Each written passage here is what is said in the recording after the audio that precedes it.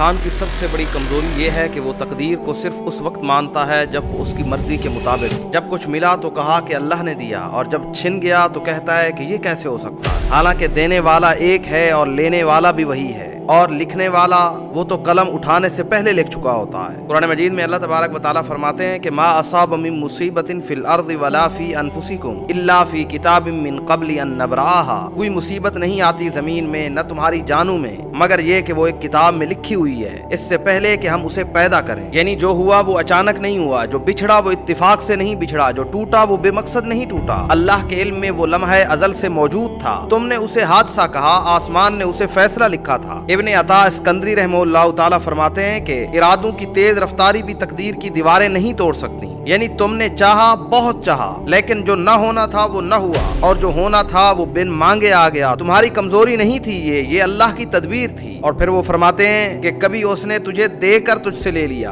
اور کبھی روک کر تجھے عطا کر دیا۔ اب اس جملے کی گہرائی کو اپنی پوری زندگی پر دیکھو۔ مولانا رومی رحمہ اللہ تعالیٰ اسی بارے میں فرماتے ہیں کہ اللہ کے عشق کی آگ مجھ میں لگی، میں جل گیا مگر وہ آگ ہمیشہ کے لیے روشن ہو گئی۔ کبھی کبھی اللہ تعالیٰ کسی شے کو ہم سے اس لیے نہیں چھینتے کہ وہ اللہ تعالیٰ ہمارے دشمن ہے اعوذ باللہ، بلکہ اس لیے ہم سے وہ کسی چیز کو چھینتے ہیں کہ ہمیں جلا کر روشن کرنا چاہتے ہیں۔ امام غزالی رحمہ اللہ تعالیٰ اپنی کتاب میں لکھتے ہیں کہ تقدیر پر ایمان کے 3 درجے ہیں۔ پہلا درجہ تسلیم ہے کہ جو ہوا مان لو، انکار نہ کرو، چیخ کر نہ کہو ایسا کیوں ہوا۔ دوسرا درجہ رضا ہے، جو ہوا اس پر راضی ہو جاؤ، نہ صرف زبان سے بلکہ دل کی گہرائی کے ساتھ۔ اور امام غزالی رحمہ اللہ تعالیٰ فرماتے ہیں کہ تیسرا درجہ شکر ہے، جو ہوا اس میں اللہ کا کوئی راز دیکھو اور شکر ادا کرو۔ اور حضرت یعقوب علیہ السلام کا واقعہ ایک زندہ مثال ہے۔ حضرت یعقوب علیہ السلام نے بیٹا کھویا، پھر دوسرا بیٹا کھویا، پھر آنکھیں کھو دیں، لیکن اس کے باوجود انہوں نے فرمایا کہ فصبر جمیل واللہ المستعان، صبر جمیل ہی میرا راستہ ہے اور اللہ ہی وہ ذات ہے جس سے مدد مانگی جاتی ہے۔ اب دیکھو کہ یعقوب کا وہ انتظار وہ بھی تقدیر تھی، اور یوسف کا وہ ملاپ وہ بھی تقدیر تھی۔ یاد رکھو کہ اللہ تمہارا مدبر ہے، تمہارے لیے سوچنے والا، بنانے والا، بچانے والا۔ تمہارا کام صرف یہ ہے کہ جو گیا اس پر اعتماد رکھو، جو آیا اس پر سجدہ کرو، جو آنے والا ہے اس کا خوبصورتی کے ساتھ انتظار کرو۔ اور قرآن کے آیت کو یاد رکھو کہ وَعَسَىٰ أَن تَكْرَهُوا شَيْئًا وَهُوَ خَيْرٌ لَكُمْ، اور ہو سکتا ہے کہ تم کسی چیز کو ناپسند کرو